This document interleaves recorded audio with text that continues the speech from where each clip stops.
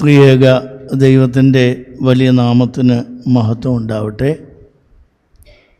ബഹുമാനപ്പെട്ട യൂഹാനൻ അച്ഛൻ, സ്നേഹം നിറഞ്ഞ സഹോദരി സഹോദരങ്ങളെ, വാത്സല്യമുള്ള കുഞ്ഞുങ്ങളെ, കഴിഞ്ഞ മാസം വെളിപ്പാട് പുസ്തകം 2-ാം അധ്യായം 18 മുതലുള്ള വാക്യങ്ങൾ നമ്മൾ പരിശോധിക്കുകയുണ്ടായി. തുയഥൈരയിലെ സഭയുടെ ദൂതന് ലഭിച്ച കത്തിനെ പറ്റിയാണ് നമ്മൾ ചർച്ച ചെയ്തത്.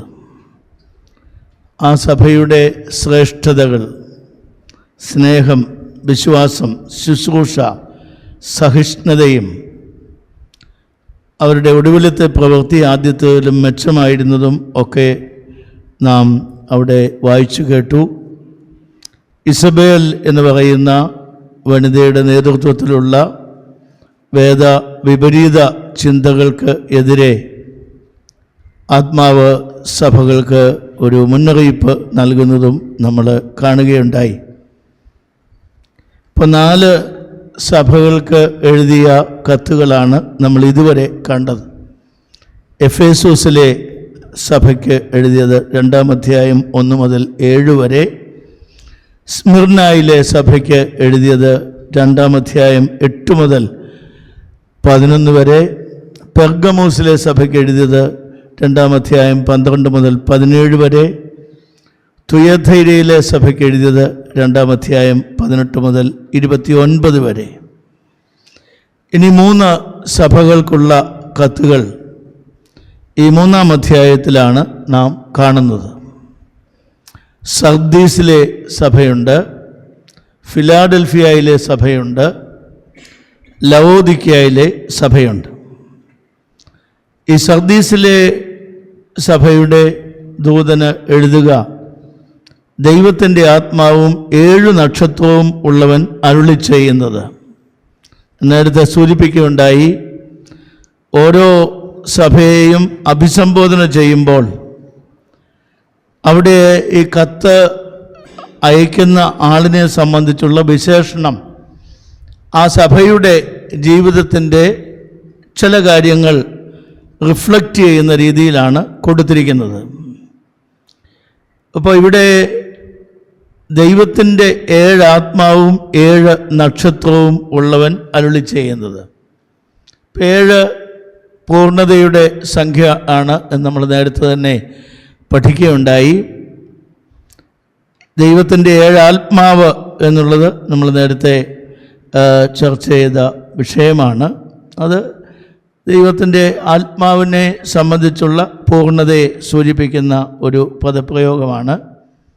7 നക്ഷത്രം, അതും നമ്മൾ കഴിഞ്ഞ തുയഥൈരയിലെ സഭയ്ക്ക് എഴുതുമ്പോൾ ഉദയ നക്ഷത്രത്തെപ്പറ്റി പറയുന്നത് നമ്മൾ വായിച്ച് കേൾക്കുകയുണ്ടായി. അതൊരു ക്രിസ്തുശാസ്ത്ര നാമമാണ്. മറ്റൊരു തരത്തിൽ ക്രിസ്തുവിനെ വിശേഷിപ്പിക്കുന്ന ഒരു പദപ്രയോഗമാണ് 7 നക്ഷത്രങ്ങൾ ഉള്ളവൻ എന്നുള്ളത്. ഇവരോട് ഈ തുയഥൈരയിൽ നിന്ന് ഒരു 30 കിലോമീറ്റർ മാറി സർദീസ് പട്ടണം ക്രിസ്തുവർഷം 17-ാം ആണ്ട് ഒരു ഭൂമി കുലുക്കത്തിൽ നശിക്കുകയും പിന്നീട് റോമാ സാമ്രാജ്യത്തിൻ്റെ അധിപനായിരുന്ന ടൈബീറിയോസ് കൈസർ പുതുക്കി പണിയുകയും ചെയ്തതാണ്. 1958 ആർക്കിയോളജിക്കൽ സർവേ പ്രകാരം ഇവിടെ നിന്നും 3-ാം നൂറ്റാണ്ടിൽ സ്ഥിതി ചെയ്യുന്ന മനോഹരമായ ഒരു യഹൂദ സുന്നഗോഗിൻ്റെ അവശിഷ്ടം ലഭിച്ചിട്ടുണ്ട്. കർത്താവിൻ്റെ പ്രിയ ശിഷ്യനായ യോഹന്നാൻ ശ്ലീഹായുടെ ചിത്രവും, പഴയ ഒരു ചിത്രവും അത് ഉല്ലേഖനം ചെയ്ത ശിലയും കണ്ടെടുത്തിട്ടുണ്ട്. സ്മിർനായിലെ സഭയെപ്പറ്റി ഇവിടെ ഒറ്റ വാചകത്തിൽ നമ്മൾ വായിച്ച് മനസ്സിലാക്കുന്നത് എന്താണ് ആ സഭയുടെ നേച്ചർ, ഇപ്പോഴത്തെ അവസ്ഥ. ഞാൻ നിൻ്റെ പ്രവൃത്തി അറിയുന്നു, ജീവനുള്ളവൻ എന്ന് നിനക്ക് പേരുണ്ടെങ്കിലും നീ മരിച്ചവനാകുന്നു, ഉണർന്നുകൊള്ളുക, ചാവാറായ ശേഷിപ്പുകളെ ശക്തീകരിക്കുക. ഇതാണ് സർദീസിലെ സഭയുടെ ഇപ്പോഴത്തെ അവസ്ഥ. സജീവ അവസ്ഥയിലാണെന്നാണ് പറയുന്നത്, പക്ഷേ ഇപ്പോൾ ഒരു മരിച്ച അവസ്ഥയിലാണ് ആ സഭയുടെ ജീവിതക്രമം മുന്നോട്ട് പോകുന്നത്. അതുകൊണ്ടാണ് ചാവാറായ ശേഷിപ്പുകളെ ശക്തീകരിക്കുക, ഉണർന്നുകൊള്ളുക എന്ന് പറയുന്നു. നമ്മൾ യോഹന്നാൻ്റെ സുവിശേഷത്തിൽ കർത്താവിൻ്റെ വചനം നമ്മൾ പഠിച്ചിട്ടുണ്ട്. നിങ്ങൾക്ക് ജീവനുണ്ടാകുവാനും സമൃദ്ധിയായ ജീവനുണ്ടാകുവാനുമായിട്ടാണ് കർത്താവ് വന്നിരിക്കുന്നത് എന്ന്. എന്താണ് ഈ ജീവനും സമൃദ്ധിയായ ജീവനും തമ്മിലുള്ള വ്യത്യാസം? ഇപ്പോൾ ഇവിടെ ജീവനുള്ളവൻ എന്നുള്ള പേരുണ്ട്, പക്ഷേ മരിച്ചവനെ പോലെ ഇരിക്കുന്നു. സാധു സുന്ദർ സിംഗ് ഭാരതത്തിലെ വലിയൊരു ക്രൈസ്തവ വിശ്വാസിയും പ്രഭാഷകനും ഒക്കെ ആയിരുന്നല്ലോ.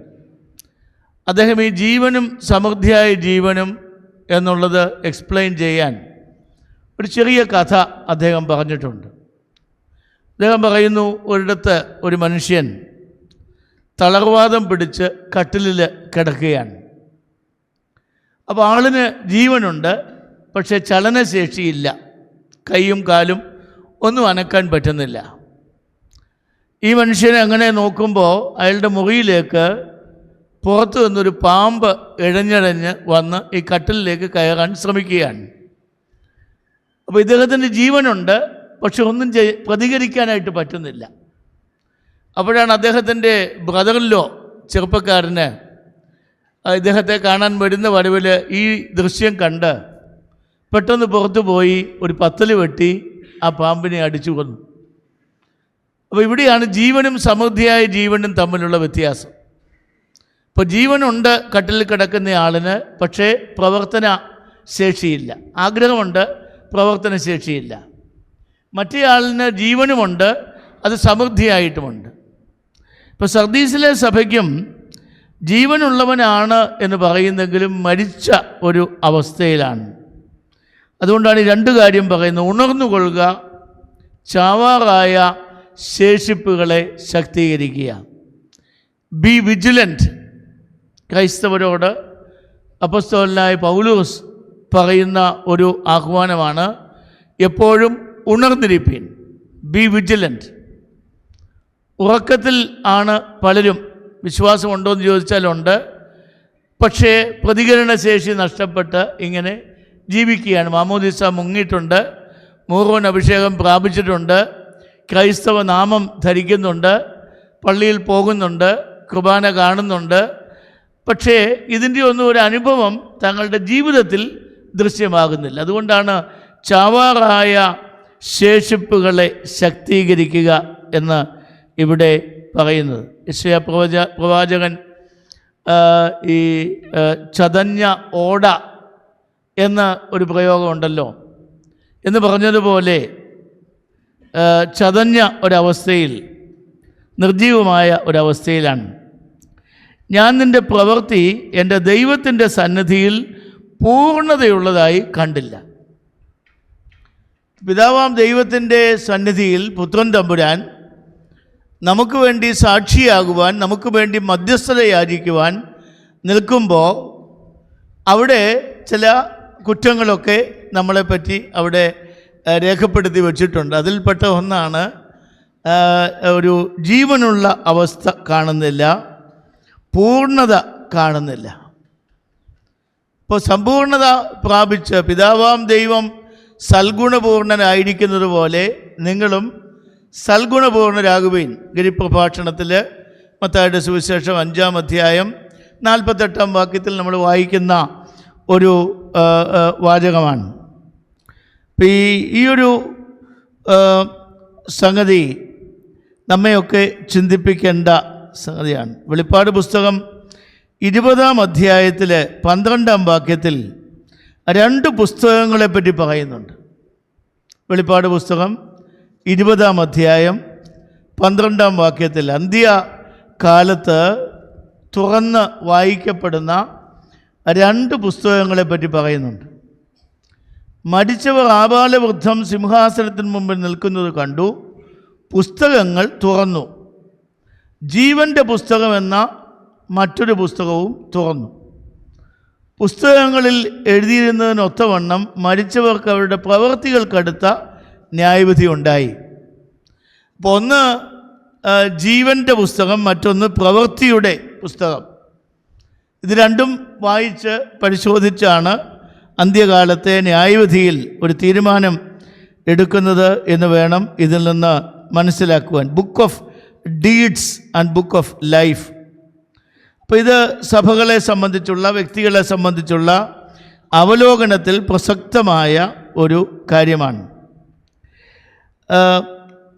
മത്തായിയുടെ സുവിശേഷത്തിൽ 25-ാം അധ്യായത്തിൽ നമ്മൾ വായിക്കുന്നുണ്ട് 10 കന്യകമാരുടെ ഉപമ. 10 പേരുടെ കയ്യിലും വിളക്കുണ്ടായിരുന്നു. 5 പേര് മറ്റു പല കാര്യങ്ങളിൽ വ്യാപൃതരായി വിളക്കിലെ എണ്ണ തീർന്നു പോയത് അവർ അറിഞ്ഞതേയില്ല. മറ്റേ 5 പേര് ഇടയ്ക്കിടയ്ക്ക് നോക്കുന്നുണ്ടായിരുന്നു, ഈ വിളക്കുണ്ടോ എന്നുള്ളത് നോക്കുമായിരുന്നു. ഞങ്ങളൊക്കെ വിശുദ്ധ കുർബാന അർപ്പിച്ചിട്ട് അവസാനം ധൂപപ്രാർത്ഥനയ്ക്കായി കല്ലറയ്ക്ക് ചെല്ലുമ്പോഴാണ് ചിലപ്പോൾ ശുശ്രൂഷകന് ധൂപക്കുറ്റിയും കൊണ്ട് വരുന്നത്. അതിനകത്ത് തീയും കാണത്തില്ല, ഒന്നും കാണുകയില്ല. എന്നാൽ സമർത്ഥരായ ശുശ്രൂഷകർ അവർ മറ്റ് ധാരാളം ജോലികൾ മദ്ബഹായിൽ അവർക്കുണ്ടെങ്കിലും അവരിടയ്ക്കിടയ്ക്ക് പോയി നോക്കി, ഈ കനൽ കെട്ടിട്ടുണ്ടോ, ഇത് കുർബാന കഴിഞ്ഞ് ധൂപാർപ്പണം നടത്തണമല്ലോ. അപ്പോൾ അത്തരത്തിൽ നമ്മുടെ ജീവിതത്തെ പറ്റിയുള്ള ഒരു ഓർമ്മപ്പെടുത്തൽ, ഇടയ്ക്കിടയ്ക്ക് ഉള്ള ഒരു ജാഗ്രത, അത് വളരെ പ്രധാനപ്പെട്ട കാര്യമാണ്. ഇന്ന് അനേകം ആളുകൾ അവരുടെ ജീവിതത്തിൽ പരാജയപ്പെടുന്നത് ജാഗ്രത കുറവ് കൊണ്ടാണ്. They are not vigilant. അവർ നല്ല മനുഷ്യരാണ്, ഒത്തിരി കഴിവുകളുണ്ട്, മനസ്സിൽ നല്ല ആഗ്രഹങ്ങളുണ്ട്. But lack of vigilance lead to the failure of their life. അവരുടെ ജീവിതത്തിൽ പരാജയപ്പെട്ടു പോകുന്നു. വിശുദ്ധ സ്നാനത്തിലൂടെ ലഭിച്ച വെള്ള ഉടുപ്പിൽ ചിലരുടെ കാര്യത്തിൽ കറപുരണ്ടിരിക്കുന്നു എന്നാണ് സർദീസുകാരുടെ ഒരു തെറ്റായിട്ട് ഇവിടെ പറയുന്നത്. അപ്പോൾ അതുകൊണ്ടാകയാൽ നീ പ്രാപിക്കുകയും കേൾക്കുകയും ചെയ്തത് എങ്ങനെയെന്നോർത്ത് അത് കാത്തുകൊള്ളുകയും മാനസാന്തരപ്പെടുകയും ചെയ്യും. എപ്പോഴും ഞാൻ കഴിഞ്ഞ ക്ലാസ്സിലും പറഞ്ഞു വന്ന വിചാരം, ഒരു മേജറായിട്ടുള്ള ക്രിസ്ത്യൻ വേർച്യു ആണ് മാനസാന്തരത്തിനുള്ള തയ്യാറെടുപ്പ്. അത് യോഹന്നാൻ സ്നാപകൻ മുതൽ ഇങ്ങോട്ട് പ്രസംഗിക്കപ്പെടുന്ന വിഷയമാണ്. സ്വർഗരാജ്യം സമീപിച്ചിരിക്കിയാൽ മാനസാന്തരപ്പെടുവിൻ, be repent because the kingdom of heaven is at hand. കർത്താവും അതാണ് പറയുന്നത്. നമ്മളൊക്കെ മാനുഷികമായ രീതിയിൽ നമുക്ക് വീഴ്ചകൾ വരാം, പാളിച്ചകൾ വരാം. പക്ഷേ അത് തിരിച്ചറിഞ്ഞ് അവയെ തിരുത്തി മുൻപോട്ട് പോകാനുള്ള മനസ്സിന് ഒരു രൂപാന്തരം വരുത്തുന്ന ഒരു സ്വഭാവമുണ്ടെങ്കിലേ നമുക്ക് വിജയിക്കാനായിട്ട് ഒക്കുകയുള്ളൂ. നീ ഉണരാതിരുന്നാൽ ഞാൻ കള്ളനെ പോലെ വരും. അതും സുവിശേഷത്തിൽ നമ്മൾ കർത്താവിൻ്റെ വായിൽ നിന്ന് കേൾക്കുന്ന ഒരു വചനം തന്നെയാണ്. ഞാൻ കള്ളനെ പോലെ രാത്രിയുടെ ഏതു യാമത്തിലും വരും. അതുകൊണ്ട് ജാഗ്രതയുള്ളവരായിരിക്കുക. ഇപ്പോൾ ഈ ജാഗ്രത എന്നുള്ളതിൻ്റെ ഗ്രീക്ക് വാക്കാണ് ഈ ഗ്രിഗോറിയോസ് എന്ന് പറയുന്നത്. ഗ്രിഗോറിയോസ്, ജാഗ്രതയുള്ളവരായിരിക്കുക. ജോണിക്കുട്ടി, ആ കഥ അങ്ങ് അടച്ചാൽ ആ ശബ്ദം നമുക്ക് ഇങ്ങോട്ട് വരാതിരിക്കും. ഞാൻ കള്ളനെ പോലെ വരും, ഏതു നാഴികയ്ക്ക് നിൻ്റെ മേൽ വരുമെന്ന് നീ അറിയുകയുമില്ല. ഈ കള്ളനെ പോലെ വരുമെന്ന് പറയുന്നത് കള്ളൻ്റെ സ്വഭാവം വരുന്നയാൾക്കുണ്ടെന്നുള്ളതല്ല, കള്ളൻ വരുന്ന സമയത്തെ പറ്റിയാണ് പറയുന്നത്. അത് തെറ്റിദ്ധരിക്കപ്പെടാൻ ഇടയുള്ള ഒരു പ്രയോഗമാണ്. കള്ളനെ പോലെ വരുമെന്ന് പറയുമ്പോൾ എന്തോ ഒക്കെ മോഷിച്ചുകൊണ്ട് പോകാൻ വരികയല്ല, കള്ളൻ തിരഞ്ഞെടുക്കുന്ന സമയം പോലെ.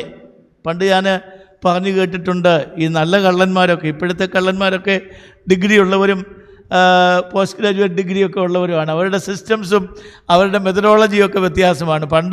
പഴയ കാലത്ത് നമുക്കറിയാം, നമ്മുടെയൊക്കെ വീടുകളിൽ ഒത്തിരിയൊന്നും കൊണ്ടുപോകാനില്ല. വല്ല തേങ്ങായോ വാഴക്കൊലയോ അല്ലെങ്കിൽ വല്ല സ്വർണ്ണാഭരണം ജനലിൽ കൂടെ കൈയിട്ടെടുത്ത് പോവുക. അപ്പോൾ ഞാൻ കേട്ടിട്ടുള്ളത്, ഈ കള്ളന്മാർ രാത്രി ഒരു 10-12 മണിയാകുമ്പോൾ ആറ്റിൽ പോയി വെള്ളത്തിൽ നിൽക്കുമെന്നാണ് പറയുന്നത്. അപ്പോൾ അങ്ങനെ നിൽക്കും. കുറച്ച് കഴിയുമ്പോൾ അവർക്ക് ഉറക്കം വരും. അതാണ് എക്സാക്ട് ടൈമിംഗ്. ആ സമയത്ത് എല്ലാ മനുഷ്യരും സുഖനിദ്രയിലായിരിക്കും. ആ സമയത്താണ് ഇവരുടെ പ്രവൃത്തിക്ക് വേണ്ടി തിരഞ്ഞെടുക്കുന്നത്. അതുകൊണ്ട് കള്ളന്മാരുടെ സമയക്രമം നമ്മൾ ശ്രദ്ധിക്കേണ്ടതാണ്. നീ ഉണരാതിരുന്നാൽ ഞാൻ കള്ളനെ പോലെ വരും, ഏതു നാഴികയ്ക്ക് നിൻ്റെ മേൽ വരുമെന്ന് നീ അറിയുകയുമില്ല. അപ്പോൾ ഇവിടെ നമ്മുടെ ജീവിതത്തിൻ്റെ ഒരു ശ്രദ്ധയുണ്ടാകുന്നതിനെപ്പറ്റി വീണ്ടും വീണ്ടും പറയുകയാണ്. നമുക്ക് ദൈവം തമ്പുരാൻ തരുന്ന ആയുസ് 50 ആകാം, 60 ആകാം, 80 ആകാം, 90 ആകാം, ഏതുമാകട്ടെ, എപ്പോൾ ദൈവം വിളിച്ചാലും കണക്ക് ബോധിപ്പിക്കത്തക്കവണ്ണം അത് തയ്യാറാക്കി വയ്ക്കണം. നമുക്കറിയാമല്ലോ, കണക്കൊക്കെ തയ്യാറാക്കുന്ന വലിയ ഭാരിച്ച ചുമതലയാണ്. എല്ലാ പള്ളികളിലുമൊക്കെ മാർച്ച് മാസം ആകുമ്പോഴത്തേക്കും അത് കണക്ക് കൈകാര്യം ചെയ്യുന്നവർ നെട്ടോട്ടമാണ്. കാരണം മാർച്ച് അവസാനിപ്പിക്കുമ്പോഴേക്കും എല്ലാം ക്ലിയർ ആയിരിക്കണം. എന്നാൽ ചിലരുണ്ട് അതാത് ആഴ്ചകളിൽ അതാത് ദിവസം തന്നെ ആ കണക്ക് വളരെ കൃത്യമായി എഴുതി സൂക്ഷിച്ചു വയ്ക്കും. അവർക്ക് അവസാനമാകുമ്പോൾ വളരെ ഈസി ആയിട്ട് ഇത് പ്രസൻറ്റ് ചെയ്യാൻ പറ്റും. ഉടുപ്പ് മലിനമാകാത്ത കുറേ പേർ സർദീസിൽ നിനക്കുണ്ട്. അപ്പോൾ ഇവിടെ എല്ലാം പറയുമ്പോൾ, ഈ കുറ്റങ്ങളെല്ലാം പറയുമ്പോഴും കുറച്ച് ആളുകൾ എല്ലാവരും ഇങ്ങനെ തിന്മപ്പെട്ടവരാണെന്നോ എല്ലാവരുടെയും വെള്ളയുടുപ്പിൽ ഉണ്ട് എന്നൊന്നും ദൈവത്തിന് അഭിപ്രായമില്ല. ചില ആളുകൾ വളരെ ശ്രദ്ധയോടെ ജീവിക്കുന്നവർ സർദീസിലുമുണ്ട്. അവർ യോഗ്യന്മാരാകിയാൽ വെള്ള ധരിച്ചും കൊണ്ട് എന്നോടുകൂടെ നടക്കും. ജയിക്കുന്നവൻ വെള്ളയുടുപ്പ് ധരിക്കും. അവൻ്റെ പേര് ഞാൻ ജീവപുസ്തകത്തിൽ നിന്ന് മായ്ച്ചു കളയാതെ എൻ്റെ പിതാവിൻ്റെ സന്നിധിയിലും അവൻ്റെ ദൂതന്മാരുടെ മുൻപിലും അവൻ്റെ പേർ ഏറ്റുപറയും. അപ്പം ഇങ്ങനെ ജാഗ്രതയോടെ ജീവിക്കുന്നവർക്ക് പിതാവാൻ ദൈവത്തിൻ്റെ സന്നിധിയിൽ നമ്മുടെ കർത്താവ് അവർക്ക് വേണ്ടി സാക്ഷി പറയും, അവരെ പ്രസൻറ്റ് ചെയ്യും, അവർക്ക് ന്യായവിധിയിൽ പ്രതിഫലം ലഭിക്കുക എന്നുള്ളത് ഉറപ്പാക്കും. ആത്മാവ് സഭകളോട് പറയുന്നത് എന്തെന്ന് ചെവിയുള്ളവൻ കേൾക്കട്ടെ. അടുത്തത് ഫിലാഡൽഫിയ സഭയ്ക്ക് എഴുതിയ ലേഖനമാണ്. 3-ാം അധ്യായം 7 മുതൽ 13 വരെയുള്ള വാക്യങ്ങൾ ഫിലഡൽഫിയ സഭയ്ക്ക് എഴുതിയിരിക്കുന്ന ലേഖനമാണ്. ഈ ഫിലാഡൽഫിയ സഭയുടെ ഒരു ഒറ്റ വാക്യത്തിൽ പറഞ്ഞാൽ, ഞങ്ങൾക്ക് വലിയ ശേഷിയില്ല, വലിയ കഴിവൊന്നുമില്ല എന്ന് ഭാവിക്കുന്ന ഒരു സഭയാണ്. ഞങ്ങളെക്കൊണ്ട് അങ്ങനെയൊന്നും വലിയ കാര്യമൊന്നും ചെയ്യാൻ പറ്റുകയില്ല, ഞങ്ങൾ വളരെ പാവം പിടിച്ച മനുഷ്യരാണ് എന്ന് കരുതുന്ന ഒരു സഭയാണ്. അപ്പോൾ കഴിവില്ലെന്ന് കരുതിയ ഇവരുടെ ശാക്തീകരണമാണ് ഈ ഭാഗത്ത് നമ്മൾ പ്രത്യേകിച്ച് കാണുന്നത്. അപ്പോൾ ഇവിടെ ഈ ഫിലാഡൽഫിയ എന്ന പട്ടണം വ്യാപാരപരമായി വലിയ പ്രസിദ്ധി ആർജിച്ച ഒരു പട്ടണമാണ്.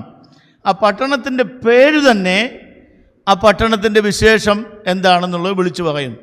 2 ഗ്രീക്ക് പദങ്ങളാണ്, ഫീലിയായും അഡൽഫോസും. ഫീലിയ എന്ന് പറഞ്ഞാൽ സ്നേഹം, അഡൽഫോസ് എന്ന് പറഞ്ഞാൽ ബ്രദറാണ്. ഇപ്പം ബ്രദർലി ലവ്, ഫിലാഡൽഫിയ എന്ന് പറഞ്ഞാൽ വാക്കിൻ്റെ അർത്ഥം ബ്രദർലി അഫെക്ഷൻ, ബ്രദർലി ലവ് എന്നുള്ളതാണ്. സഹോദര സ്നേഹമാണ്. ഇപ്പോൾ അമേരിക്കയിലും ഫിലാഡൽഫിയ എന്ന് പറഞ്ഞുകൊണ്ടൊരു സിറ്റിയുണ്ട്, ന്യൂയോർക്കിന് ന്യൂജേഴ്സിക്ക് കുറച്ചടുത്ത്. അപ്പോൾ അവിടെ ഒരു കാലത്ത് ഈ ക്വേക്കേഴ്സ് എന്ന് പറയുന്ന ക്രൈസ്തവ സമൂഹം, ക്വേക്കേഴ്സ് നിങ്ങൾ കേട്ടിട്ടുണ്ടല്ലേ, ഈ അവർക്ക് പരിശുദ്ധാത്മാവിനെ ലഭിക്കുമ്പോൾ ഇങ്ങനെ ഇളകുന്നവരാണ്, ക്വേക്ക് ചെയ്യുക. നമ്മുടെ ക്വേക്കർ എന്ന് പറഞ്ഞ ഓട്സിൻ്റെ ഒരു കമ്പനിയുണ്ട്, അതല്ല ഞാനിവിടെ സൂചിപ്പിക്കുന്നത്. ഒരു പക്ഷേ അവരിൽ ആരെങ്കിലും തുടങ്ങിയതാണെന്നറിയില്ല. ക്വേക്ക് ചെയ്യുക, ആത്മാവിനെ ലഭിച്ചു കഴിയുമ്പോൾ ഇളകിക്കൊണ്ടിരിക്കും. നമ്മുടെ പരിമല തിരുമേനിയുടെ ഭാഷയിൽ പറഞ്ഞാൽ ഇളക്കം തട്ടി പീപ്പിൾസ്. അദ്ദേഹത്തിൻ്റെ കത്തുകളിലൊക്കെ ഇങ്ങനെയുള്ളവരെ സൂചിപ്പിച്ചിരിക്കുന്ന അതാണ്, ഇളക്കം തട്ടി പീപ്പിൾസ്. ആത്മാവിനെ ലഭിച്ചു കഴിഞ്ഞാൽ പിന്നെ സ്വസ്ഥമായിട്ടിരിക്കാൻ അവർക്ക് അറിഞ്ഞുകൂടാ. ഇപ്പോൾ ഫിലഡൽഫിയയിൽ അങ്ങനെ ഒരു വിശേഷമുണ്ടെന്ന് ഞാൻ വായിച്ചറിഞ്ഞിട്ടുണ്ട്. ആളുകൾ തങ്ങളുടെ അയൽക്കാരെ, ആ പട്ടണത്തിലെ മറ്റാളുകളുടെ വേദനകൾ പങ്കുവയ്ക്കുന്നവരും സഹായം ചെയ്യുന്നവരും എല്ലാവരും ഒരു ബ്രദർലി അഫെക്ഷനിൽ ജീവിച്ച ആളുകളുമാണ് എന്ന് കേട്ടിട്ടുണ്ട്. ഇവിടെ ധാരാളം ക്ഷേത്രങ്ങളുണ്ടായിരുന്നു. ഈ പട്ടണത്തെ അതുകൊണ്ട് ലിറ്റിൽ ആഥൻസ് എന്ന് വിളിച്ചിരുന്നു, ചെറിയ ആഥൻസ്. ധാരാളം വിജാതീയ ക്ഷേത്രങ്ങളുണ്ടായിരുന്നു, അതുകൊണ്ടാണ് അങ്ങനെ പറയുന്നത്. ഇനി കത്തിലേക്ക് നോക്കാം. സംബോധന ചെയ്യുന്നത് ഇങ്ങനെ പറഞ്ഞുകൊണ്ടാണ്: വിശുദ്ധനും സത്യവാനും ദാവീദിൻ്റെ താക്കോലുള്ളവനുമായി ആരും അടയ്ക്കാതെ വണ്ണം തുറക്കുകയും ആരും തുറക്കാതെ വണ്ണം അടയ്ക്കുകയും ചെയ്യുന്നവൻ അരുളി ചെയ്യുന്നു. അത് രസകരമായ ഒരു വിശേഷമാണ്. കർത്താവിനെ പറ്റിയുള്ള രസകരമായ ഒരു വിശേഷണമാണ്. വിശുദ്ധനാണ്, സത്യവാനാണ്, ദാവീദിൻ്റെ താക്കോലുള്ളവനാണ്. വിശുദ്ധൻ കർത്താവ്, പരിശുദ്ധന്മാരിൽ പരിശുദ്ധനായ നമ്മുടെ കർത്താവ്. സത്യവാൻ, കർത്താവിനെ വിസ്തരിച്ചപ്പോൾ പീലാത്തോസ് ചോദിച്ച ഒരു ചോദ്യമാണ്, ഈ സത്യം എന്ന് പറഞ്ഞാൽ എന്താണ്? What do you mean by truth? കാരണം ഈ സത്യമെന്നുള്ള ആശയം ഗ്രീക്ക് ഫിലോസഫിയിൽ വളരെ ശക്തമായിരുന്നെങ്കിലും ഈ റോമൻ കൾച്ചറിൽ അങ്ങനെ ഒരു വാക്ക് അവരാദ്യമായിട്ട് കേൾക്കുക. അവിടെ സത്യമില്ല എന്നുള്ളതല്ല, അവരതിന് പകരം മറ്റു പദങ്ങളാണ് ഉപയോഗിച്ചിരുന്നത്. അതുകൊണ്ടാണ് ചോദിക്കുന്നത്, what do you mean by truth?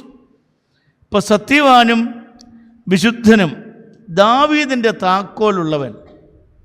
നമ്മുടെ കർത്താവിനെ പറ്റി ക്രിസ്തുശാസ്ത്രപരമായി പറയുമ്പോൾ ദാവീദിൻ്റെ കുലത്തിലും വംശത്തിലും ജനിച്ചവൻ എന്നുള്ളത് നമ്മൾ ഒത്തിരി കേട്ടിട്ടുണ്ട്. അതിനോട് ചേർന്ന് യെശയ്യാ പ്രവചനം 11-ാം അധ്യായത്തിൽ നമ്മൾ കാണുന്ന 11-ാം അധ്യായം 1-ാം വാക്യം, യെശയ്യാവ് 11:1, ഇശ്ശായിയുടെ കുറ്റിയിൽ നിന്ന് ഒരു മുള പുറപ്പെട്ടു വരും. അത് ഈ ദാവീദിൻ്റെ പുത്രൻ എന്നുള്ള ആ ഒരു വിശേഷണത്തിന് പകരമായി പറയാവുന്നതാണ്. ഇശ്ശായിയുടെ പുത്രനാണല്ലോ ദാവീദ്. ഇശ്ശായിയുടെ കുറ്റിയിൽ നിന്ന്. ഇവിടെ ദാവീദിൻ്റെ താക്കോൽ എന്നാണ് പറയുന്നത്. ഈ താക്കോൽ സ്വർഗത്തിൻ്റെ വാതിലിൻ്റെ താക്കോലാണ്. ആ വാതിലിൻ്റെ വിശേഷം അടച്ചാൽ പിന്നെ വേറെ ആർക്കും തുറക്കാൻ ഒക്കുകയില്ല, തുറന്നു കഴിഞ്ഞാൽ വേറെ ആർക്കും അടയ്ക്കാനും ഒക്കുകയില്ല. വളരെ വിശേഷപ്പെട്ട ഒരു വാതിലാണ്. നമ്മൾ അങ്ങനെയുള്ളത് കണ്ടിട്ടില്ല.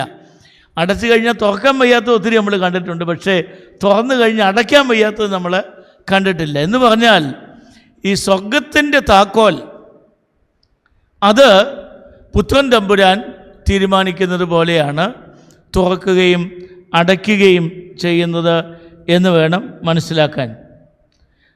നിനക്ക് അല്പമേ ശക്തിയുള്ളെങ്കിലും നീ എൻ്റെ വചനം കാത്തു. വളരെ പോസിറ്റീവായിട്ടാണ് പറയുന്നത്. ഇവരുടെ സർദീസിലെ സഭയോട് പറഞ്ഞപ്പോൾ നല്ല കാര്യം ഒന്നും പറഞ്ഞില്ല. അവസാനം പറഞ്ഞു കുറച്ച് പേര് കൊള്ളാവുന്നവരുണ്ട് എന്നേ പറഞ്ഞുള്ളൂ. പക്ഷെ പറഞ്ഞു തുടങ്ങിയത് നീ ജീവനുണ്ടെന്ന് പേരുണ്ടെങ്കിലും മരിച്ചവനാണ്. ഇങ്ങനെ ഒരു ദോഷം പറഞ്ഞാൽ തുടങ്ങുന്നത്. ഇവിടെ ഒരു നന്മ പറഞ്ഞാൽ തുടങ്ങുന്നത്. നിനക്ക് അല്പമേ ശക്തിയുള്ളൂ എന്നാണ് നിൻ്റെ വിചാരം, എങ്കിലും നീ എൻ്റെ വചനം കാത്തു. ദൈവവചനത്തെ കാത്ത് സൂക്ഷിച്ച ഒരു സഭയാണ്. എൻ്റെ നാമം നിഷേധിച്ചിട്ടില്ല. ഈ ഒരു കാലഘട്ടത്തിൽ ക്രൈസ്തവ വിശ്വാസികളായിട്ടൊരു ആവേശത്തിൽ വന്ന ധാരാളം ആളുകളുണ്ട്. പക്ഷേ അവരെ അഭിമുഖീകരിച്ച ധാരാളം വെല്ലുവിളികളുണ്ട്.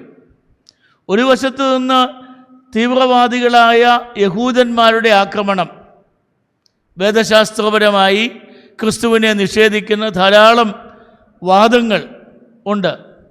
മറുവശത്ത് റോമാ സാമ്രാജ്യത്തിലെ മറ്റു മതക്കാരുടെ ശല്യം.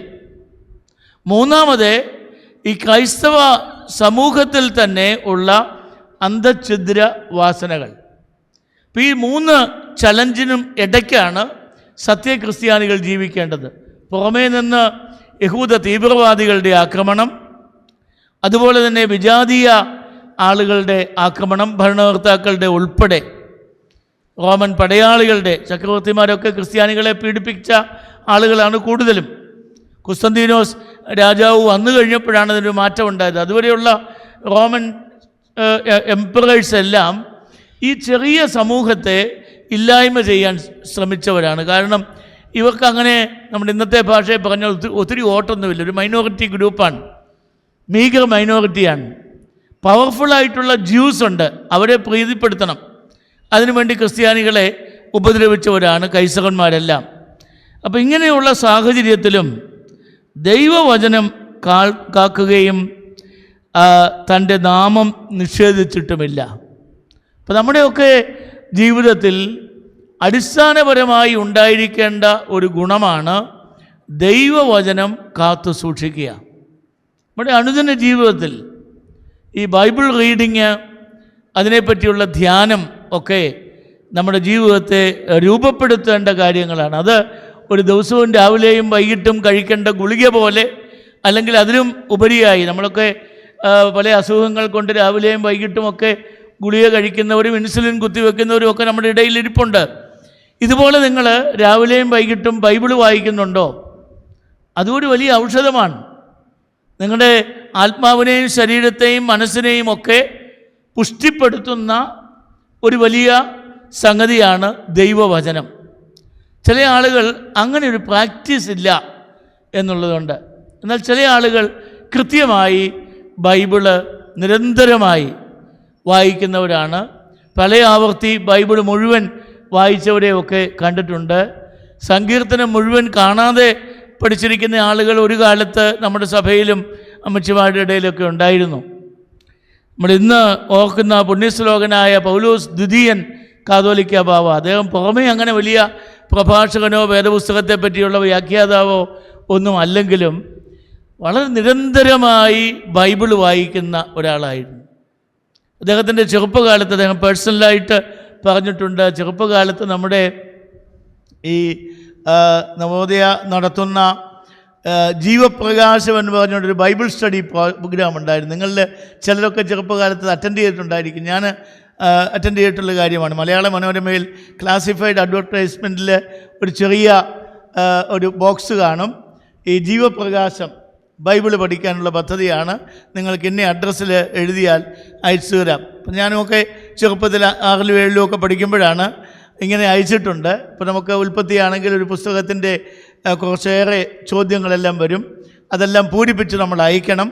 അയച്ചു കഴിയുമ്പോൾ അതിൻ്റെ റിസൾട്ട് വരും. അപ്പോൾ ആദ്യമായിട്ട് നമ്മുടെ ഈ പ്രായത്തിലുള്ള കുട്ടികളുടെ പേരിലൊരു എഴുത്ത് വരിക എന്ന് പറയുന്നത് തന്നെ നമ്മുടെ അഭിമാനത്തെ വളരെ വർദ്ധിപ്പിക്കുന്നൊരു സംഗതിയാണ്. ഇപ്പോൾ പൗലോസ് ബാവ എന്നോട് പറഞ്ഞു, അദ്ദേഹം ഇത് ചെയ്തിട്ടുണ്ട്. ബൈബിൾ പഠനം അദ്ദേഹത്തിൻ്റെ വലിയ ഒരു കാര്യമായിരുന്നു. അദ്ദേഹത്തിൻ്റെ വേദപുസ്തക വായന, സൺഡേ സ്കൂൾ അസോസിയേഷനിൽ അദ്ദേഹം ഒരു ബൈബിൾ റീഡിംഗ് കാർഡൊക്കെ അടിച്ച് കുട്ടികളെല്ലാം വായിക്കാൻ വേണ്ടി പ്രത്യേകിച്ച് അതിൻ്റെ അച്ചടി ചെലവുമൊക്കെ വായിച്ച് എല്ലാവർക്കും വിതരണമൊക്കെ ചെയ്തിരുന്ന ഒരു കാലത്ത്. അപ്പോൾ അദ്ദേഹത്തിൻ്റെ വായനാ രീതി, അദ്ദേഹം ഈ ബൈബിളിൻ്റെ മൊത്തം പേജ് എത്രയാണെന്ന് നോക്കി അതിന് നടുവിലൊരു അടയാളം വെക്കും. പുസ്തകങ്ങളുടെ പഴയ നിയമം പുതിയ നിയമം എന്നുള്ള രീതിയിലല്ല, മൊത്തം പേജിൻ്റെ നടുവിലൊരു അടയാളം വെക്കും. രാവിലെ ആദ്യത്തെ ഭാഗത്ത് നിന്ന് 10 പേജ് വായിക്കും. 10 പേജാണ്, 10 അധ്യായമല്ല, 10 പേജാണ്. വൈകിട്ട് 2ാം ഭാഗത്ത് നിന്ന് 10 പേജ് വായിക്കും. അങ്ങനെ പല ആവർത്തി അദ്ദേഹം ബൈബിൾ വായിച്ചിട്ടുണ്ട്. ചിലപ്പോഴൊക്കെ ചില കാര്യങ്ങൾ ചർച്ച ചെയ്യാനായിട്ട് പേഴ്സണലായിട്ടൊക്കെ വിളിച്ചതും ഞാൻ ഈ സമയത്ത് ഓർക്കുന്നുണ്ട്. അപ്പോൾ ഈ ദൈവവചനത്തെ കാത്തു സൂക്ഷിക്കുക, ക്രിസ്തുവിൻ്റെ നാമത്തെ നിഷേധിക്കാതിരിക്കുക, ഇത് ക്രൈസ്തവരുടെ ഒരടിസ്ഥാന ഗുണങ്ങൾ പ്രധാനപ്പെട്ടതായി കരുതേണ്ടതുണ്ട്. ഇനി ഇവരോട് ഒരു വാണിംഗ് കൊടുക്കുകയാണ്. നിങ്ങളൊരു കൊച്ചു സഭയാണെങ്കിലും യഹൂദന്മാരല്ലാതിരിക്കെ യഹൂദന്മാരെന്ന് കളവായി പറയുന്ന ചിലരെ ഞാൻ സാത്താൻ്റെ പള്ളിയിൽ നിന്ന് വരുത്തും. അപ്പോൾ വി ആർ ജ്യൂസ് എന്ന് ക്ലെയിം ചെയ്യുന്നുണ്ട്, പക്ഷേ യഥാർത്ഥത്തിൽ അവർ യഹൂദന്മാരല്ല. അപ്പോൾ അത് ഈ സാത്താൻ്റെ പള്ളി എന്നൊക്കെ പറയുന്ന, സാത്താൻ്റെ സിംഹാസനം എന്നൊക്കെ പറയുന്ന വിശേഷണം ഇവിടെ കാണുന്നു. അത് ഒരു വിജാതീയ സമൂഹത്തെ പറ്റി പറയുകയാണ്. യഹൂദന്മാർ ഉൾപ്പെട്ട ഒരു സമൂഹത്തെപ്പറ്റി കൂടിയാണ് പറയുന്നത്.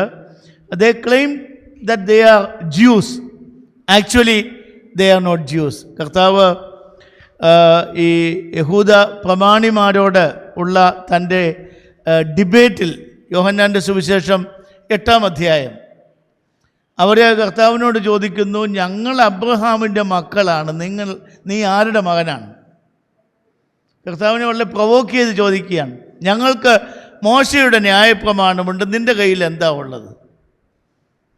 അപ്പോൾ അവരുടെ ഒരു അഭിമാനമാണ് ഞങ്ങൾക്കിങ്ങനെയൊക്കെ ഉണ്ട്. അപ്പോൾ അവിടെ കർത്താവ് മറുപടി പറയുന്നുണ്ട്, ഈ അബ്രഹാമിൻ്റെ മക്കൾ നിങ്ങളാണെങ്കിൽ നിങ്ങളുടെ പ്രവൃത്തിയും അങ്ങനെ ആയിരിക്കണം. ആ ടൈറ്റിൽ മാത്രം പോരാ, നിങ്ങളുടെ പ്രവൃത്തിയും അങ്ങനെ ആയിരിക്കണം. എനിക്ക് നിങ്ങളുടെ പിതാവിനെ അറിയാം, അവൻ്റെ പേര് പിശാചെന്നാണ്. കർത്താവ് ഇത്ര ഒരു അറ്റാക്കിംഗ് മൂഡിൽ എതിർ വിഭാഗത്തോട് ഡിബേറ്റ് ചെയ്യുന്ന വേറെങ്കിലും നമ്മൾ കണ്ടിട്ടില്ല. യോഹന്നാൻ സുവിശേഷം 8-ാം അധ്യായത്തിൽ എനിക്ക് നിങ്ങളുടെ പിതാവിൻ്റെ പേരറിയാം, അവൻ്റെ പേര് പിശാചെന്നാണ്, കാരണം നിങ്ങളുടെ പ്രവൃത്തിയെല്ലാം പൈശാചികമാണ്. ഇപ്പോൾ നമ്മൾ ഇന്ന കുടുംബത്തിൽപ്പെട്ടതാണ്, എൻ്റെ അപ്പൻ അങ്ങനെയായിരുന്നു, അമ്മ ഇങ്ങനെയായിരുന്നു എന്നൊക്കെ പറഞ്ഞ് നമ്മൾ വളരെ അഭിമാനം കൊള്ളുന്നുണ്ട്. പക്ഷേ പുറം ലോകം നോക്കുമ്പോൾ നമ്മുടെ പ്രവൃത്തി ഇതിനുമായിട്ട് സ്യൂട്ടബിൾ ആണോ എന്നുള്ളത് ദൈവം പരിശോധിക്കും, ജനങ്ങളും അത് പരിശോധിക്കും എന്നുള്ളത് പ്രത്യേകിച്ച് ഓർക്കണം. ഇപ്പം ഇവരുടെ ഈ പറയുന്ന സാത്താൻ്റെ പള്ളിയിൽ നിന്ന് അവരെ വരുത്തി അവർ നിൻ്റെ കാൽക്കൽ വന്ന് നമസ്കരിപ്പാനും ഞാൻ നിന്നെ സ്നേഹിച്ചു എന്നറിയുവാനും സംഗതി വരുത്തും. അതാണ് അവർക്ക് കൊടുക്കുന്ന പ്രോമിസ്. അതാണ് ഈ സാത്താൻ്റെ പള്ളിക്കാരായവർ അവസാനം വന്ന് നിൻ്റെ കാൽക്കൽ വീണ് ഞാൻ നിന്നെ സ്നേഹിച്ചു എന്നറിയുവാൻ സംഗതി വരുത്തും. സഹിഷ്ണുതയെക്കുറിച്ചുള്ള എൻ്റെ വചനം നീ കാത്തുകൊണ്ടതിനാൽ ഭൂമിയിൽ വസിക്കുന്നവരെ പരീക്ഷിക്കേണ്ടതിന് ഭൂതലത്തിലെങ്ങും വരുവാനുള്ള പരീക്ഷാകാലത്ത് ഞാനും നിന്നെ കാക്കും. ഒരു വശത്ത് ഈ സാത്താൻ്റെ പള്ളിക്കാർ വന്ന് ഇവരെ അംഗീകരിക്കുന്നു, ഇവരെ സല്യൂട്ട് ചെയ്യുന്നു. മറുവശത്ത് പരീക്ഷാകാലത്ത് ഞാനും നിന്നെ കാത്ത് സൂക്ഷിക്കും. ഞാൻ വേഗം വരുന്നു, നിൻ്റെ കിരീടം ആരും എടുക്കാതിരിപ്പാൻ തക്കവണ്ണം നിനക്കുള്ളത് പിടിച്ചുകൊള്ളുക. Uphold the crown. ഇപ്പോൾ കയ്യിലുള്ള കിരീടം, കയ്യിലുള്ള സാക്ഷ്യം നഷ്ടപ്പെടാതെ സൂക്ഷിക്കണം. നിൻ്റെ ജയിക്കുന്നവനെ ഞാൻ എൻ്റെ ദൈവത്തിൻ്റെ ആലയത്തിൽ ഒരു തൂണാക്കും എന്നാണ് പറയുന്നത്. ദൈവത്തിൻ്റെ ആലയത്തിൽ ഒരു പില്ലറാക്കി മാറ്റുകയാണ്.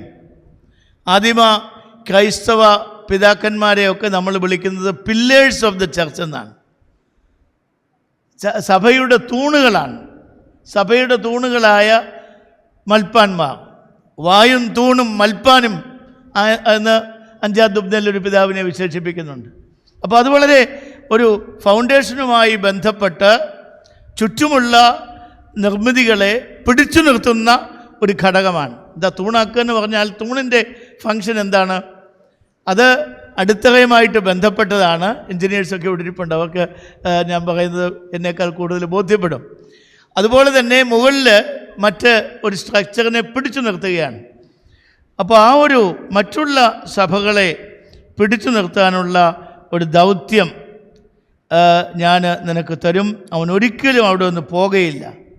എൻ്റെ ദൈവത്തിൻ്റെ നാമവും എൻ്റെ ദൈവത്തിൻ്റെ പക്കൽ നിന്ന് സ്വർഗത്തിൽ നിന്ന് തന്നെ ഇറങ്ങുന്ന പുതിയ യെരൂശലേം എന്ന എൻ്റെ ദൈവത്തിൻ്റെ നഗരത്തിൻ്റെ നാമവും എൻ്റെ പുതിയ നാമവും ഞാൻ അവൻ്റെ മേൽ എഴുതും.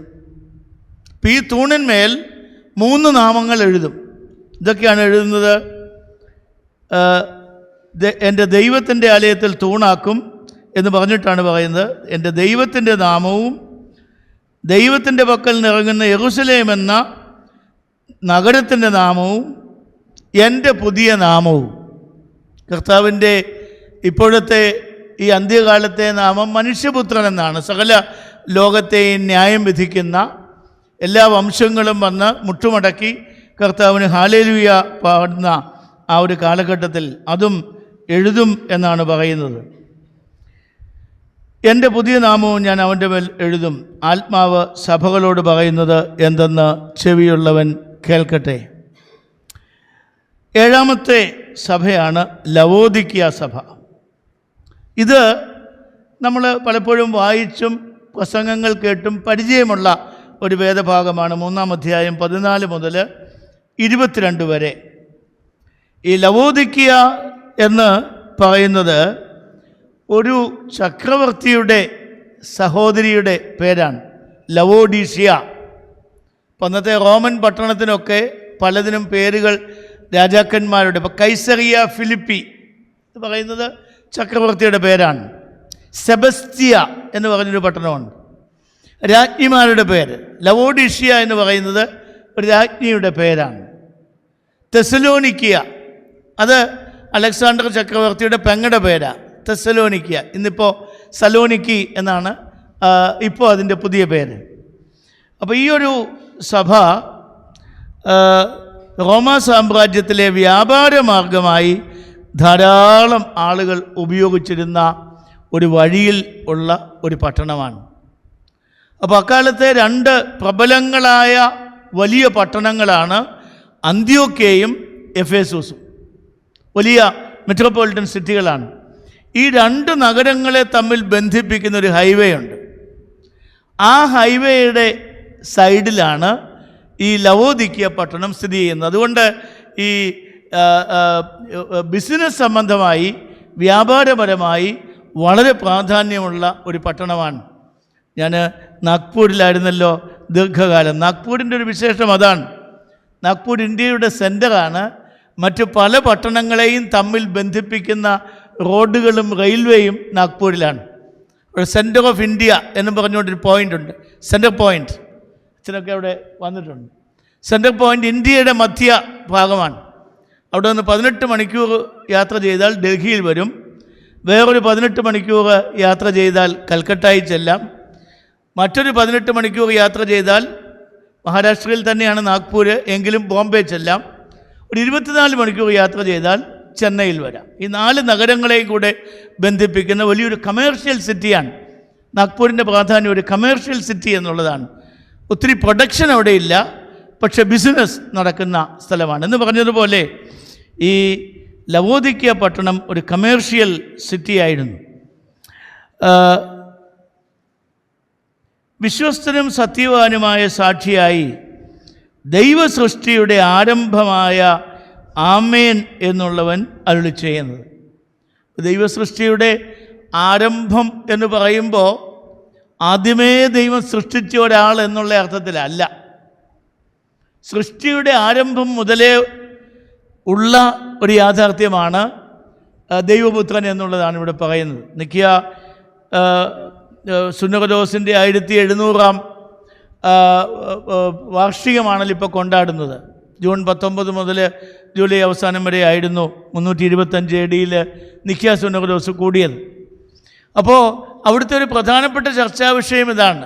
ഈ പുത്രൻ പിതാവിനേക്കാൾ താണവനാണെന്നും പുത്രന് ഏകദേശം ഒരു സൃഷ്ടി പോലെയാണ് എന്നുമൊക്കെയാണ് അറിയോസ് എന്ന് പറയുന്ന വേദപണ്ഡിതൻ അലക്സാന്ദ്രിയയിൽ പഠിപ്പിച്ചത്. അതിനെ ഖണ്ഡിക്കുന്ന തീരുമാനമാണ് നിക്കിയയിൽ ഉണ്ടായിരിക്കുന്നത്.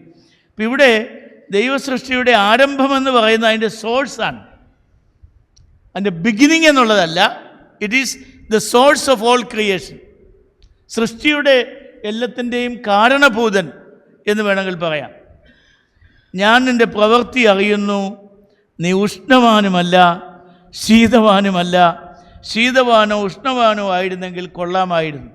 സർദീസിലെ സഭയോട് പറയുന്നത്, നീ ജീവനുള്ളവനെങ്കിലും മരിച്ചവനാണ്, ചാവാറായ ശേഷിപ്പുകളെ ശക്തീകരിക്കുക.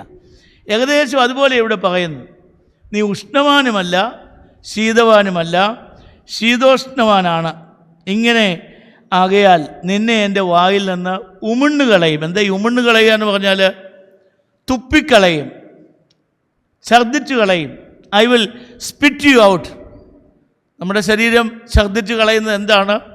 നമ്മുടെ ശരീരത്തിന് ദഹിക്കാൻ കഴിയാത്ത കാര്യങ്ങളാണ്. ശരീരത്തിന് ദോഷം ചെയ്യുന്ന കാര്യങ്ങളെ ശരീരം നിഷേധിക്കും എന്ന് പറഞ്ഞതുപോലെ ഈ ദൈവത്തിൻ്റെ വായിൽ നുമിണ്ണുകളയും. ഇത് പറയാനായിട്ടൊരു ഭൂമിശാസ്ത്രപരമായ കാരണം കൂടെയുണ്ട്. നേരത്തെ സൂചിപ്പിച്ചല്ലോ, എഫേസൂസിനും അന്ത്യോക്യയ്ക്കും തമ്മിൽ ബന്ധിപ്പിക്കുന്ന ഹൈവേയുടെ കാര്യം ഞാൻ പറഞ്ഞു. അതാണ് ഈ പട്ടണത്തിൻ്റെ ഒരു സൈഡ്. മറ്റേ സൈഡിൽ ഒരു നദിയായിരുന്നു, ലീക്കസ് നദി എന്ന് പറയും, ലീക്കസ് നദി. അപ്പോൾ ആ നദിയുടെ ഉത്ഭവം ഹീറാപോളിസ് എന്ന് പറയുന്ന ഒരു പട്ടണത്തിൽ നിന്നാണ്. ഇപ്പോൾ കൊലോസ്യ ലേഖനത്തിൽ ഈ ലവോദിക്കയെ പറ്റി പറയുന്നുണ്ട്. അപ്പോൾ അവിടെ ആ പട്ടണങ്ങളുടെ പേരെല്ലാം എടുത്തു പറയുന്നുണ്ട്. 4-ാം അധ്യായമാണെന്നാണ് എൻ്റെ ഓർമ്മ. 3 പട്ടണങ്ങളെയാണ് ഒരുമിച്ച് പറയുന്നത്: ഹീറാപോലിസും ലവോദിക്കയായും കൊലോസിയയും. ഈ 3 പട്ടണങ്ങൾ ഒരുമിച്ചാണ് പറയുന്നത്. ഇപ്പോൾ ഹീറാപോലിസിൽ നിന്ന് ഇതിങ്ങനെ ഒഴുകി ലവോദിക്കിയ വഴി കൊലോസിയയിലെത്തുന്ന ഒരു നദിയാണ്. ഈ നദിയുടെ ഉത്ഭവസ്ഥാനത്ത് അതിൻ്റെ ആ ഒരു സ്പ്രിങ് എന്ന് പറയുന്ന ഒരു ഹോട്ട് സ്പ്രിങ് ആണ്, ചൂടുവെള്ളമാണ്, ഔഷധ ഗുണമുള്ള ഒരു വെള്ളമായിട്ട് അതിനെ കരുതിയിരുന്നു. പക്ഷേ ഇത് ഒഴുകി ഒഴുകി ലവോദിക്കയായി വരുമ്പോഴത്തേക്കും വാട്ടവെള്ളമായി മാറും. ഈ ഒരു ഭൂമിശാസ്ത്രപരമായ പശ്ചാത്തലം കൂടെ മനസ്സിൽ വെച്ചുകൊണ്ടാണ് നീ ശീതവാനുമല്ല ശീതോഷ്ണവാനാണ് എന്നുള്ള പ്രയോഗം, ശീതോഷ്ണവാൻ എന്നുള്ള പ്രയോഗം.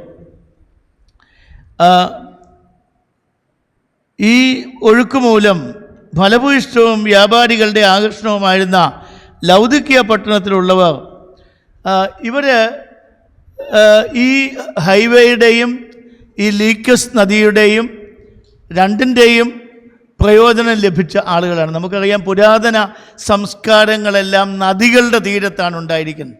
ലോകത്തിലെ എല്ലാ വലിയ നഗരങ്ങളും ഏതെങ്കിലും ഒരു നദിയുടെ തീരത്തായിരിക്കും.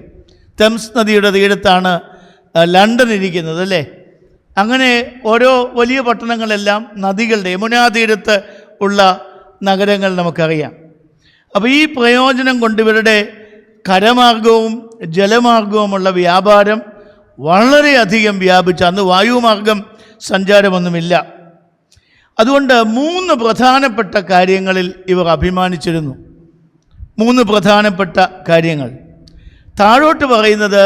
ഈ 3 ഇവരുടെ സമ്പത്താണെന്ന് പറയുന്ന 3 കാര്യമാണ് ഇവർക്കിപ്പോൾ ദോഷമായിട്ട് വന്നിരിക്കുന്നത്. താഴോട്ട് പറയുന്നുണ്ട്: ഞാൻ ധനവാൻ, സമ്പന്നനായിരിക്കുന്നു, എനിക്കൊന്നിനും മുട്ടില്ല എന്ന് പറഞ്ഞുകൊണ്ട് നീ നിർഭാഗ്യനും അരിഷ്ടനും ദരിദ്രനും കുരുടനും നഗ്നനുമെന്നറിയാതിരിക്കിയാൽ. ഇപ്പം ഞാൻ സമ്പന്നനാണ് എന്നൊരു, അതായിരുന്നു അവരുടെ ഒന്നാമത്തെ ക്ലെയിം. കാരണം ഒരു വലിയ കൊമേഴ്ഷ്യൽ സിറ്റിയാണ്, എല്ലാവർക്കും ജോലി കിട്ടുന്നുണ്ട്, എല്ലാവർക്കും ശമ്പളമുണ്ട്, അവിടെ പട്ടിണിക്കാരില്ല, ഞങ്ങളാണ് ലോകത്തിലേക്കും വലിയ ഒരു സമ്പന്ന നഗരം എന്നൊക്കെ അഭിമാനിച്ചു. പക്ഷേ ആത്മാവ് പറയുന്നത് നീ സമ്പന്നനാകേണ്ടതിന് തീയിലൂതിക്കഴിച്ച പൊന്ന് വിലയ്ക്ക് വാങ്ങണമെന്ന്. ഇപ്പോൾ സ്വർണ്ണം ഇഷ്ടം പോലെയുണ്ട്, 916 അല്ല. ഇതിനകത്ത് വ്യാജമുണ്ട്, കാപട്യമുണ്ട്. പണം ഇഷ്ടം പോലെയുണ്ട്, നേരായ മാർഗത്തിൽ കൂടെയുള്ള സമ്പത്തല്ല. അതുകൊണ്ടാണ് പറഞ്ഞത് തീയിലൂതിക്കഴിച്ച പൊന്ന് എന്നോട് വിലയ്ക്ക് വാങ്ങിക്കണം. അപ്പോൾ ഒന്നാമത്തെ സമ്പത്ത് അവരെ ദുഷിപ്പിച്ചിരിക്കുകയാണ്. അപ്പം അത് എപ്പോഴും നമ്മൾ ഓർക്കണം. ആത്മീയ ജീവിതത്തിൽ സമ്പത്ത് കൈകാര്യം ചെയ്യുന്നതിന് ഒരു വലിയ പ്രാധാന്യമുണ്ട്. എല്ലാ മനുഷ്യരും സമ്പത്ത് വർദ്ധിപ്പിക്കാനായിട്ട് ആഗ്രഹമുള്ളവരാണ്. കാരണം അതുകൊണ്ട് അവരുടെ ലൈഫ് ഇത് ബെറ്ററാകും, നല്ല കെട്ടിടങ്ങളാകും, അവർക്ക് അവർ ആഗ്രഹിക്കുന്ന കാര്യങ്ങളെല്ലാം വാങ്ങിക്കാം, അടുത്ത തലമുറയ്ക്ക് സ്വത്ത് കൈമാറാം. ഇതൊക്കെ സാധാരണ എല്ലാ മനുഷ്യരെയും ഭരിക്കുന്ന ചിന്തകളാണ്.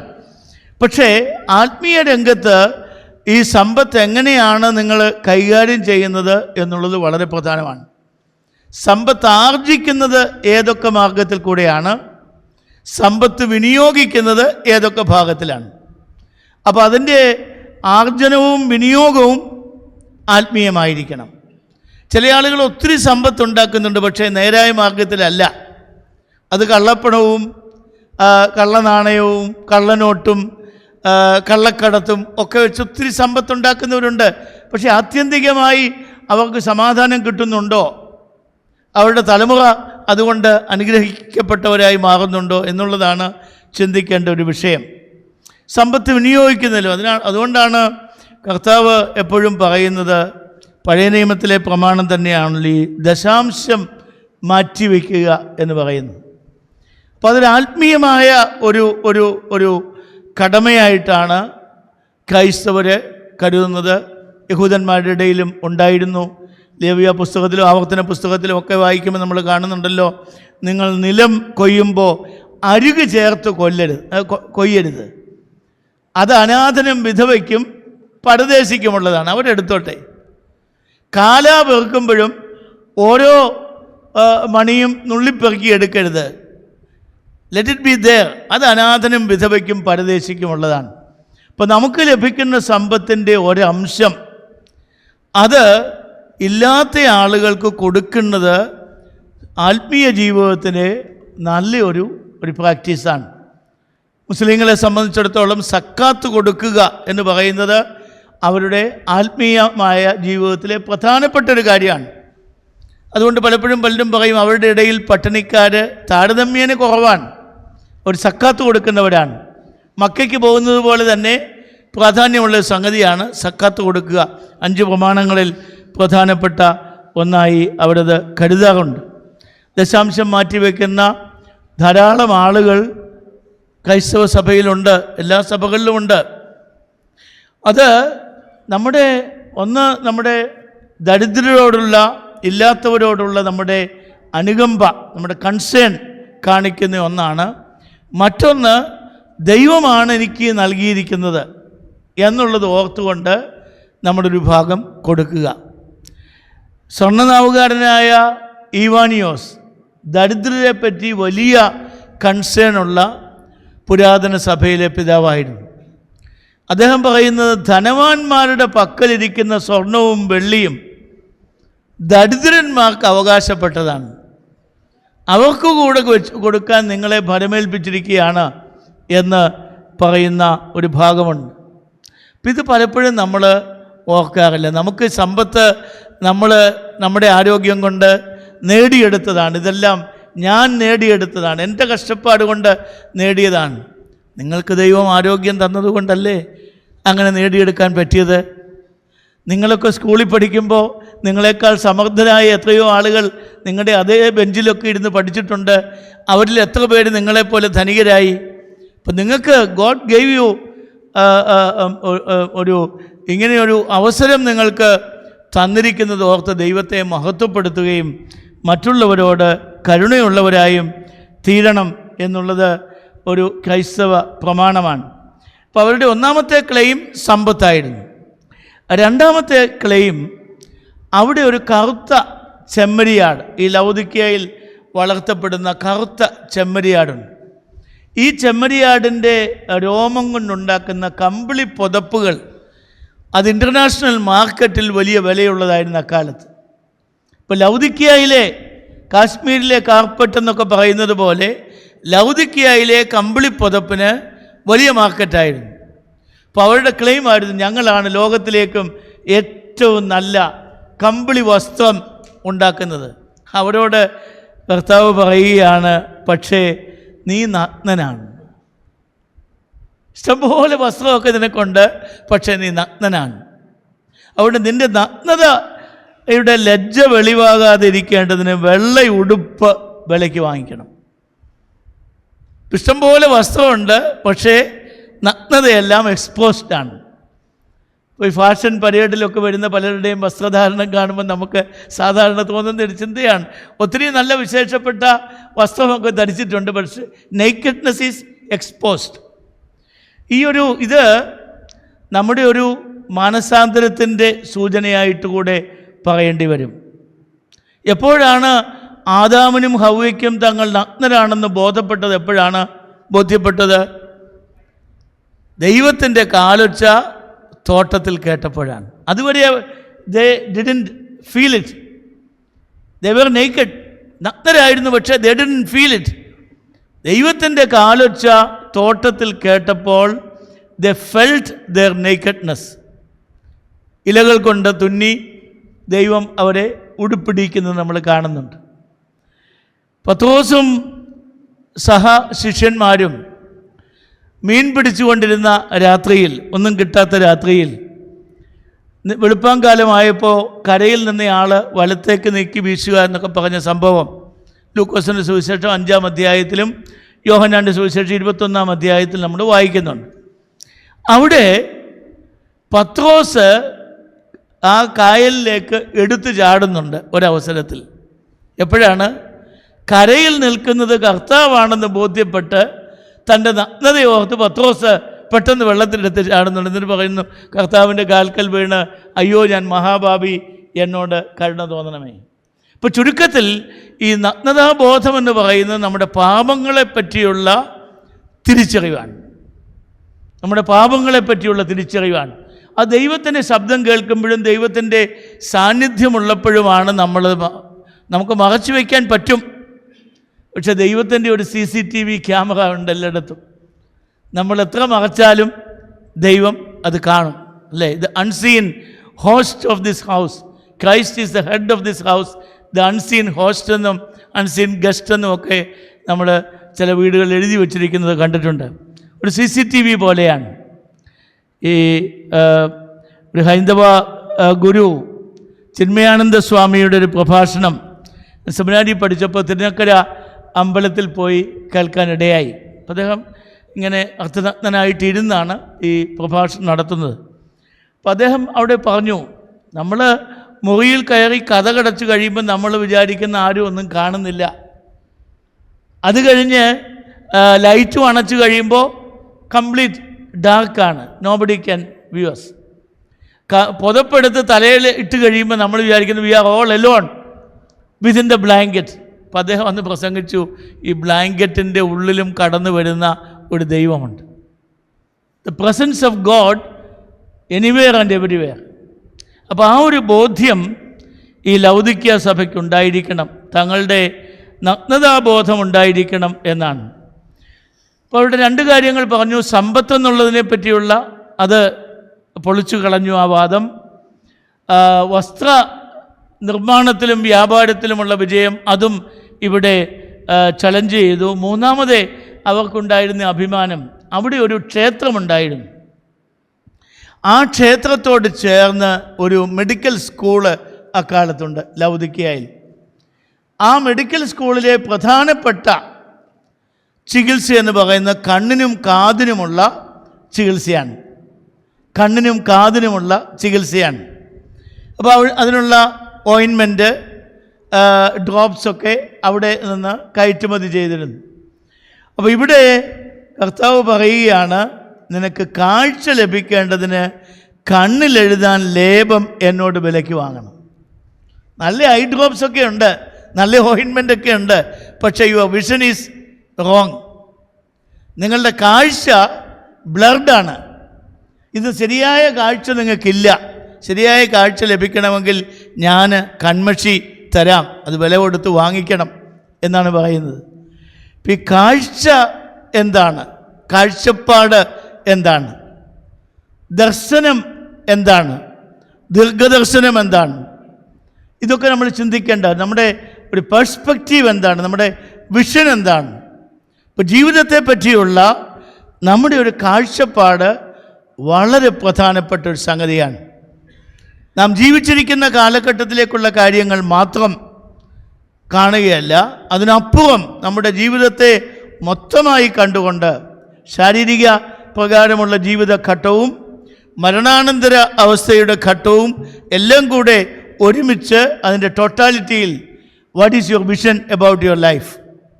ഇത് നിങ്ങൾക്ക് കാണാൻ പറ്റുന്നുണ്ടോ? ഇതിനെപ്പറ്റി നിങ്ങളുടെ രൂപകൽപ്പന എന്താണ്? What is your vision? What is your perspective about your life? അപ്പോൾ ഈ ഒരു പ്രശ്നമാണ്. ഇന്നിപ്പോഴാണെങ്കിൽ എല്ലാവരുടെയും കണ്ണ് എപ്പോഴും തുറന്നിരിക്കുകയാണ്. എൻ്റെ കാറിൽ റേഡിയോ ഉള്ളതുകൊണ്ട് പാട്ടും അതിനിടയ്ക്ക് ചർച്ചകളും ഒക്കെ കേൾക്കാറുണ്ട് ഡ്രൈവ് ചെയ്ത് പോകുമ്പോൾ. അപ്പോൾ ഇന്നലെ അതിൻ്റെ RJ ചോദിച്ച ഒരു ചോദ്യം, ഒരു ദിവസം ഔദ്യോഗികമോ ആയ കാര്യങ്ങൾക്കും അല്ലാത്ത കാര്യങ്ങൾക്കുമൊക്കെ മൊബൈൽ ഉപയോഗിക്കുന്നത് കൂടാതെ നിങ്ങൾ എത്ര മണിക്കൂർ മൊബൈൽ ഉപയോഗിക്കുന്നു? അപ്പോൾ ഒരു വീട്ടമ്മ വിളിച്ച് പറഞ്ഞത് ഞാൻ ഓർക്കുന്നു.